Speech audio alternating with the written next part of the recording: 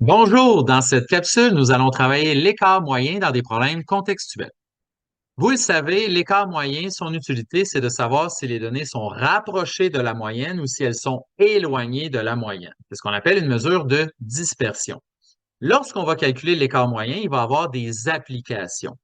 Et une de ces applications sera de déterminer si une distribution est considérée comme étant homogène ou hétérogène.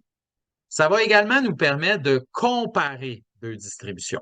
Donc, c'est ce qu'on vous indique dans le petit tableau qui est ici au niveau de la théorie.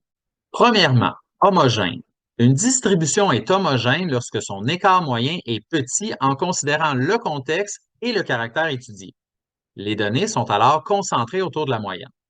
Prenons par exemple la valeur d'une maison. Si on prenait la valeur de toutes les maisons dans un quartier puis qu'on obtenait un écart moyen de 20 000 par exemple. 20 000 comparativement à la valeur d'une maison qui est en centaines de milliers de dollars, c'est une valeur qui est quand même assez petite. Donc, on considérait ici qu'un écart de seulement 20 000 pourrait nous permettre d'affirmer que la distribution de la valeur des maisons serait homogène. Allons à droite pour hétérogène. Une distribution est hétérogène lorsque son écart moyen est grand en considérant le contexte et le caractère étudié. Les données sont alors dispersées autour de la moyenne. Gardons le 20 000 Prenons le salaire des employés d'une entreprise. Si on avait un écart moyen de 20 000 cela indiquerait qu'en moyenne, la différence entre le salaire de chaque employé et la moyenne du groupe est de 20 000. À ce moment-là, pour des salaires, ce serait un écart moyen qui est très, très grand. Donc, on pourrait affirmer que chaque employé est relativement éloigné de la moyenne, ce qui nous donnerait à ce moment-là une distribution hétérogène. Donc, vous voyez, on peut analyser un écart moyen de 20 000 pour des maisons qui nous donnerait quelque chose d'homogène ou pour le salaire des employés, ça nous donnerait quelque chose d'hétérogène. Donc, ça dépend du caractère étudié. Allons voir un exemple. Un moniteur de natation compare l'âge des jeunes inscrits dans son cours débutant et avancé. Les tableaux ci-dessous présentent ces données. Donc, le tableau de gauche, vous avez l'âge dans le cours débutant et le tableau de droite, l'âge dans les cours avancés. Dans quel cours l'âge des jeunes est-il le plus homogène? Pour avoir une distribution qui est considérée plus homogène qu'une autre, il faudra avoir un écart moyen plus petit. Et c'est exactement ce qu'on va faire.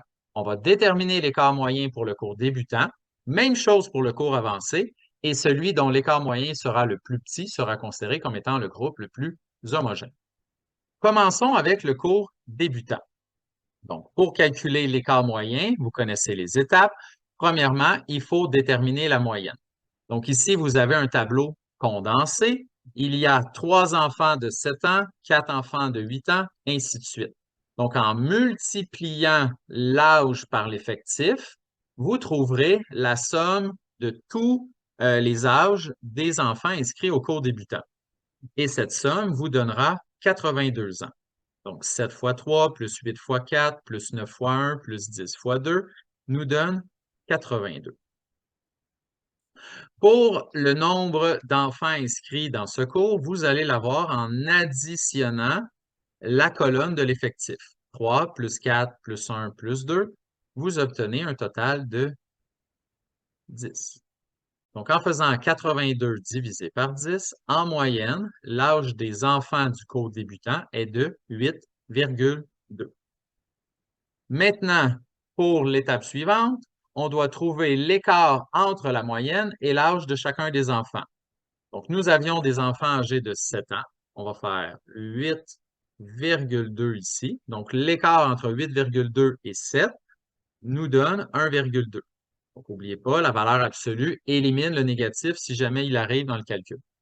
Pour le suivant, 8 moins 8,2 nous donne un écart de 0,2. 9 moins 8,2 nous donne un écart de 0,8. Et finalement, 10 moins 8,2 nous donne un écart de 1,8. Maintenant que j'ai complété mon tableau, je peux trouver la somme des écarts à la moyenne. L'écart de 1,2, s'est produit plusieurs fois parce que nous avions plusieurs enfants âgés de 7 ans. Nous en avions 3. On doit multiplier cet écart par 3. Plus, nous avions un écart de 0,2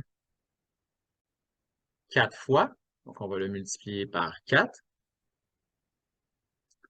L'écart de 0,8 s'est produit une fois. Donc, le fois 1 ici, évidemment, il sera optionnel, ça ne changera pas le résultat. Et finalement, l'écart de 1,8 s'est produit 2 fois. Donc, on trouve le résultat de cette chaîne d'opérations. Vous allez obtenir 8,8. Donc, la somme des écarts à la moyenne est de 8,8. On peut compléter maintenant avec l'écart moyen. Donc, on va faire 8,8 qu'on divise par 10. On obtient un écart moyen de 0,88. Donc, en moyenne, il y a un écart de 0,88 entre l'âge de chaque enfant et la moyenne du groupe débutant. On va faire la même chose pour le groupe avancé. Donc, pour la somme des données, c'est le même concept. 10 fois 1, plus 11 fois 2, plus 12 fois 5, plus 13 fois 8. C'est un peu redondant, mais il faut le faire. Ça nous donne la somme des données 196. Que vous allez diviser cette fois-ci 16. Vous additionnez votre effectif. 1 plus 2 plus 5 plus 8 nous donne un total à 16. Donc, 196 divisé par 16 nous donne une moyenne de 12,25.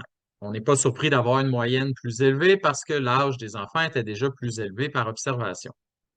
Maintenant, il faut trouver l'écart entre la moyenne et l'âge de chacun des enfants, comme on le fait à gauche. Donc, on va faire les enfants qui ont 10 ans, 10 moins 12,25. Valeur absolue, on a un écart de 2,25. On fait la même chose pour les suivants. Donc ici, on va obtenir un écart de 1,25. Avec le 12, pardon, on obtient un écart de 0,25. Et finalement, pour les enfants âgés de 13 ans, on obtient 0,75. Donc, nous avons trouvé l'écart entre l'âge de chacun des enfants et la moyenne. Je dois maintenant calculer la somme des écarts. Donc, premièrement, les enfants qui avaient 10 ans ont un écart de 2,25. Nous avions un seul enfant de 10 ans, plus ceux de 11 ans ont 1,25 d'écart. Nous en avions 2 fois 2. Par la suite, on a trouvé un écart de 0,25. Il y avait 5 enfants âgés de 12 ans. Et finalement, on va écrire un peu vers le haut parce que sinon je manque de place. Ceux qui ont 13 ans ont 0,75 d'écart avec la moyenne et nous avions 8 enfants. La somme que vous allez obtenir est de 12. Donc, maintenant, on a tout ce qu'il faut pour trouver l'écart moyen. On va prendre la somme des écarts de 12 et on va la diviser avec le nombre de données 16. 12 divisé par 16, 0,75. Donc, pour le groupe avancé, en moyenne, la différence ou l'écart, c'est la même chose, entre l'âge de chacun des enfants et la moyenne est de 0,75. Donc, la question était d'identifier le groupe avancé ou débutant qui était le plus homogène. Pour avoir un groupe homogène, on va avoir l'écart moyen le plus petit. On peut dire que c'est le groupe avancé. On peut donner la réponse. Le groupe avancé, virgule, car son écart moyen est plus petit. Voilà. Merci et bon travail.